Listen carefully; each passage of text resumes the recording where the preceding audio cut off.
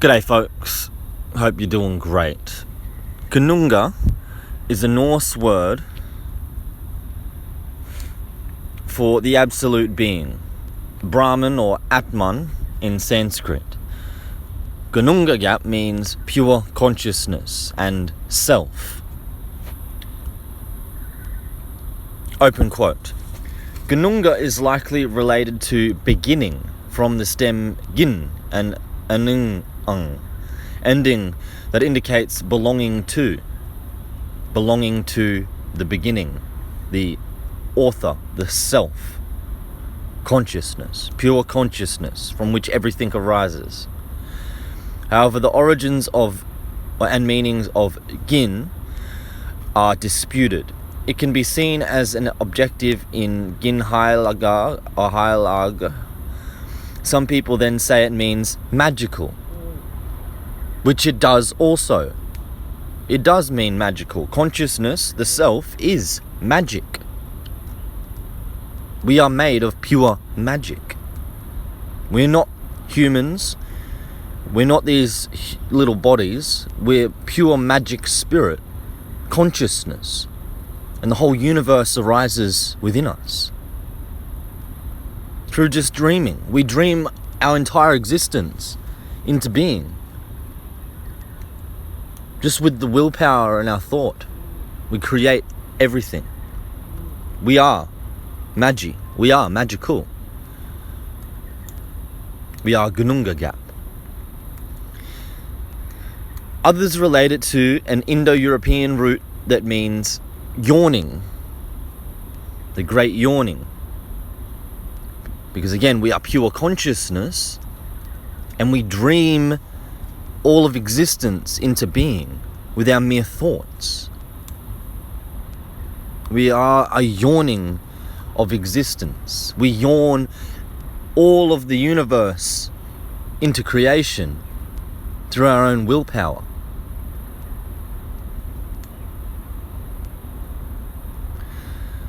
Which is interesting because the other word here is gap, which is the same as its English counterpart. Its Dutch verb counterpart, gappen, means yawning.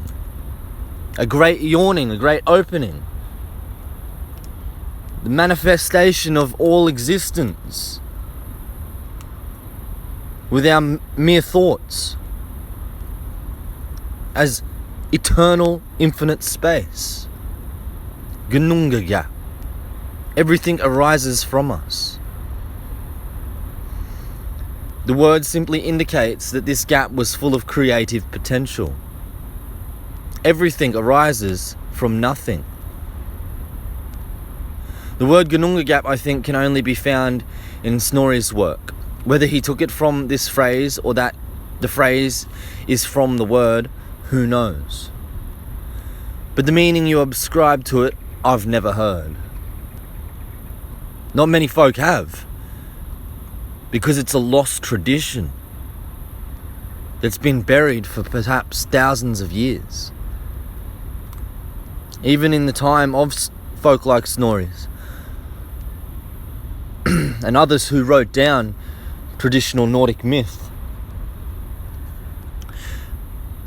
I would guess even these folk themselves perhaps didn't fully comprehend and understand the meaning of Ginnungagap. And at the end of the day, it doesn't matter what you call it. Any word can work. It doesn't matter what word you aspire or you ascribe to it. All that matters is what it is that you're pointing towards with the words.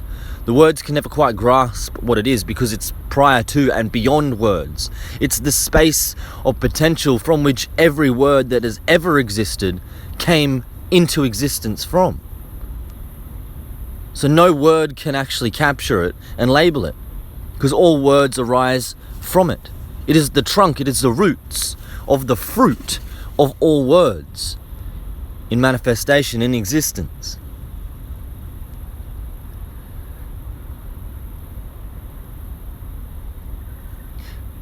I like to call it Ginnungagap. Other folk call it the Sky Father.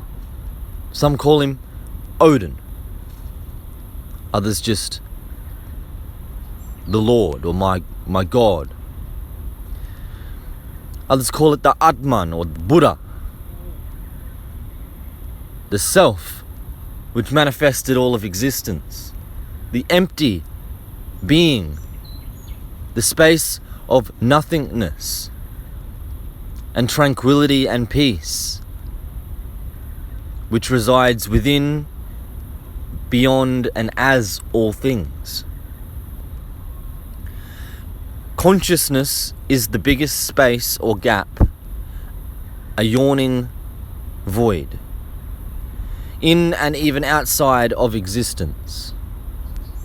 Ginnungagap means precisely your consciousness, which exists before all matter and created this entire universe.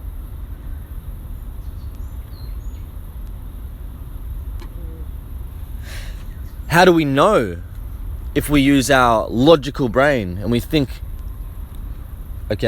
correctly, we think logically? How do we know that it must be a fact? A logical fact, a proven fact that Ginnungagap, an eternal space of infinite consciousness, has to exist prior to any creation within the universe. Because the same way, if you want to paint a painting, you need a canvas to paint on. Or if you want to build a clay sculpture, you need the clay to mold.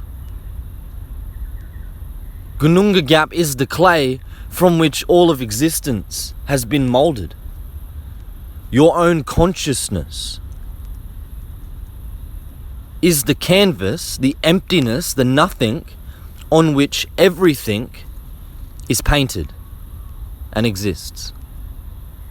So the very fact that we have anything, the fact that you have this painting, this experience of life, is evidence of the eternal, infinite consciousness, the space, the canvas behind it, on which it is able to reside and exist. Otherwise, you wouldn't have any experience of anything. You must be the experiencing, which comes prior to any and all experiences.